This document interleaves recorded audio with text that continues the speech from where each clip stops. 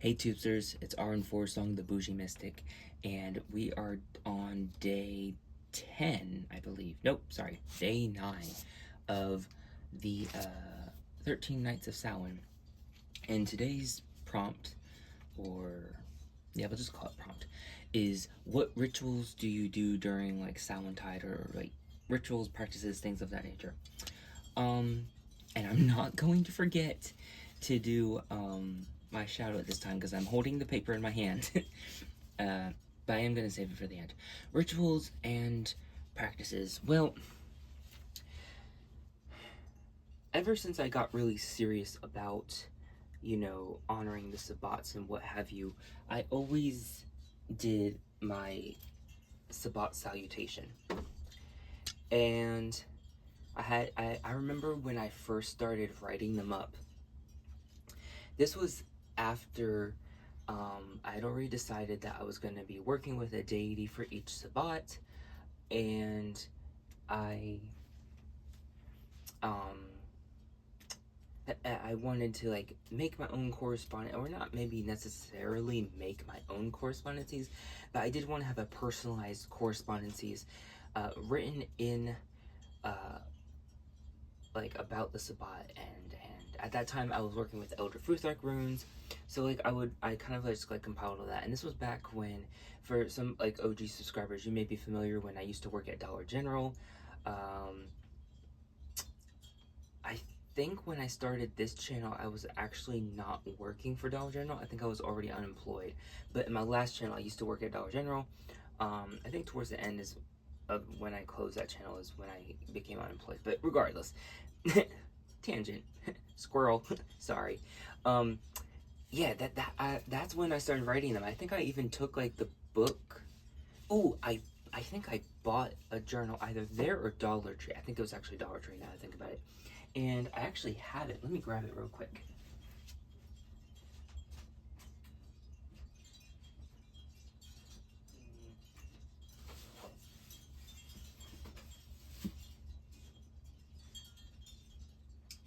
Well, I don't know where I moved it off to. I can't find it, but I remember I was writing them at work, like on lunch break or something like that. And that's something that I do pretty much since then. Do a Sabbat salutation and to greet the deity of the season, and to kind of get in that headspace, I guess. I also used to, and I kind of low-key want to get back, I used to have a candle, or actually I think it was 2 candles, I can't remember. But I did have a plan on making a candle that I could use for like the wheel of the year, and it would be like part light, part light and part dark, or something of that nature. I don't remember all the ins and outs of that idea, but needless to say, I was gonna like, oh, now I remember, I was gonna use like tea light or something, and it was a votive candle holder that I was gonna get, because there used to be a votive candle holder that had all the Sabbats depicted on it, and I was gonna put like a tea light or a votive in there, and I would turn it so that facing me would be whatever current Sabbat was. So like I had, the little introduction of the salutations as the wheel turns once more, and we open the blank door, blah blah blah blah blah. We invite either spring or pre-spring, or some pre-summer or summer, or things like that, for each Sabbat. And then it will be like, let the long days depart, or the last light days depart, or the last dark days. So that's kind of a big part of it. That's always how I initiate not just Samhain, but also any Sabbat practice. I would also, now that I finally got all the Sabbat oils from Natural Magic Co-op, and I'm gonna be like working on getting the deity oils for each Sabbat from her as well. I'm going to be using those to help further connect with the deities and the Sabbats. Let me try and stay focused more on sound, because I feel like I've kind of branched it off to the other Sabbats. But something that I specifically do for Samhain is that I'll make soul cakes. From like an earlier video, I talked about the recipe for soul cakes. and I'll walk around the neighborhood and I'll just drop them in certain areas for wandering souls to eat. Um, that's something I definitely always do. Another thing I do is I'll usually try and do some type of ancestor centric divination. Again, you can see a previous video I shared some of that. The ancestral wisdom.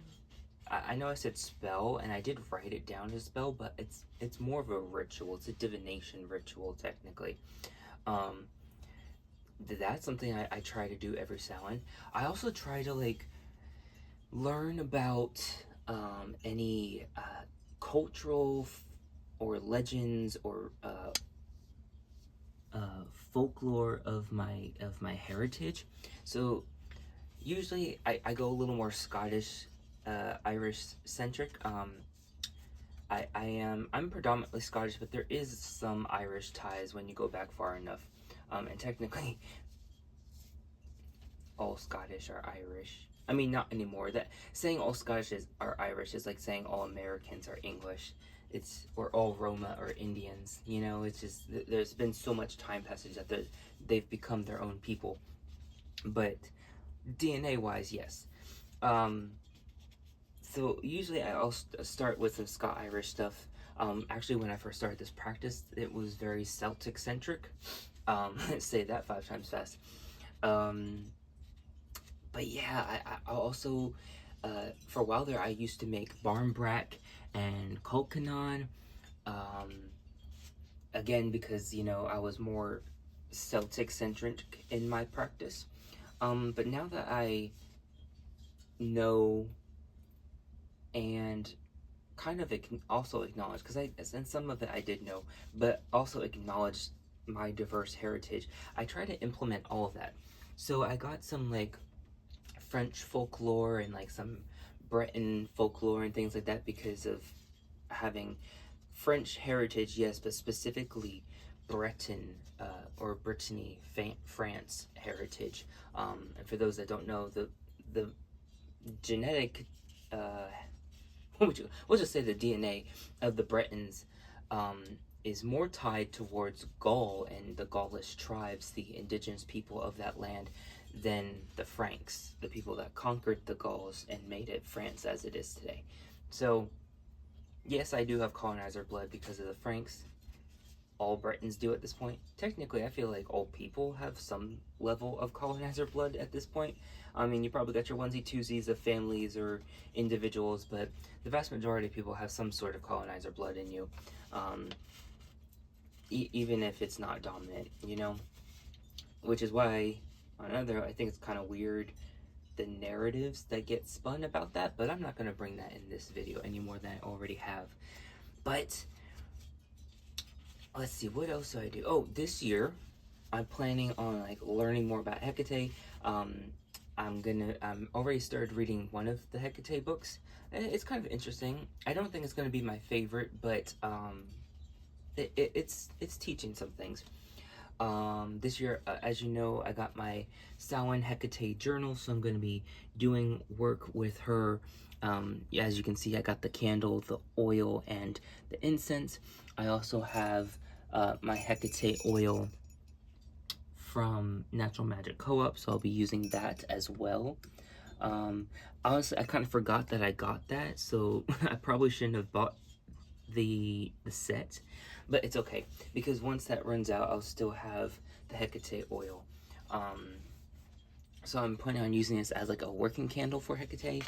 And then, as you know, I got the statue.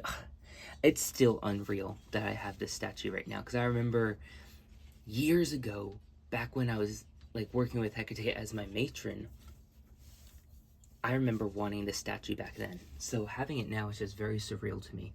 But I feel like I kind of gone off on a lot of tangents, but that's kind of the rituals and stuff that I do. It's kind of like stuff that I've already shared. I know maybe it's a cop-out answer, but that's what I do, you know? That's the magic I do. If I can, I try to also walk a cemetery and, you know, acknowledge and I'll kiss the gravestones.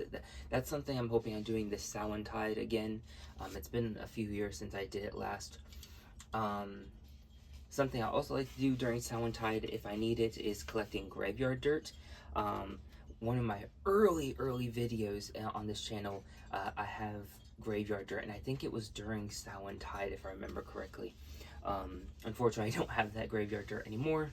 And I don't remember actually if the graveyard dirt that I collected back in this old cemetery with a friend, I should check on them, see how they're doing. I don't know if we collected that during Samhain or not. I can't remember.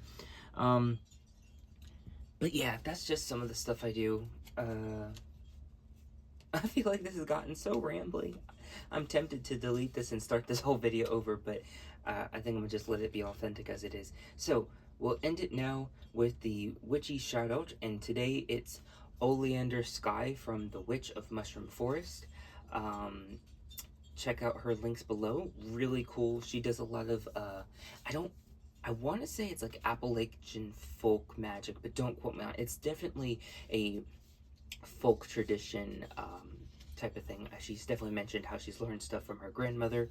So definitely check her out. Really cool person, badass witch, and her craft is just so almost primal looking. So if you enjoy that shit, check her out. As always, thank you for watching. Abundant and eternal blessings. Mwah.